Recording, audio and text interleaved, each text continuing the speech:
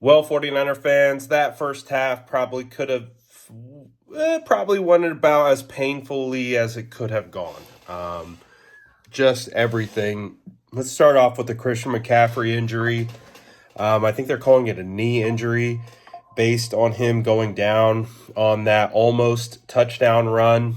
Looked like he drove his knee into the ground.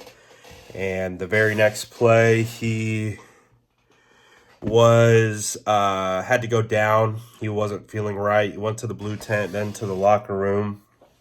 So we haven't heard yet exactly the extent of Christian McCaffrey's injury, if he's going to come back, if he's not expecting him to return at all. Like, why would you?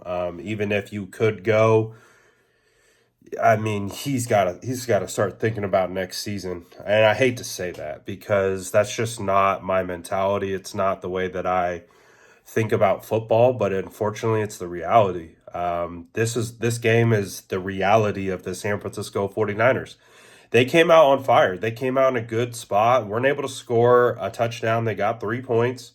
And then it came down to they had the Bills in another three and out situation. They get a penalty and keeps the drive alive. And that was a long drive that kept the 49ers offense on the sideline.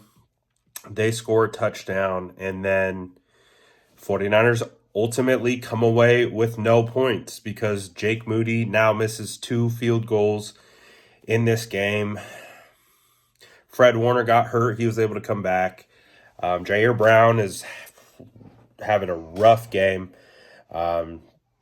Should have had a tackle in the hole on Cook, but took an atrocious angle and just got absolutely cooked. This is a tough game to watch because it's like we already know the season is basically over, but it's not. There's still like a mathematical chance. And, obviously the Seattle Seahawks win. They go to 2 games ahead in the NFC West. So that makes it more challenging. But you're like, all right, if they can somehow pull a miracle out of somewhere and get a win in Buffalo, there might be a chance for them to do something crazy. But the hits keep on coming. The momentum swings are just absolutely killer for the 49ers. They do not go their way. It puts them in a really bad situation. They're not capitalizing. And, you're having more players go down, more players get hurt. I mean, Christian McCaffrey and Jordan Mason have been running wild. They had phenomenal statistics to start the game, but game flow changed it all. The momentum of the game changed it all, and it feels like we're just watching the Titanic, right? Just Titanic sink. It's just like it's going down, and what are we supposed to do about it? Really, just awful, awful.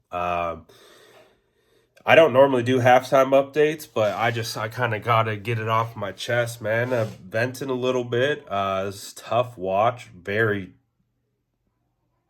just.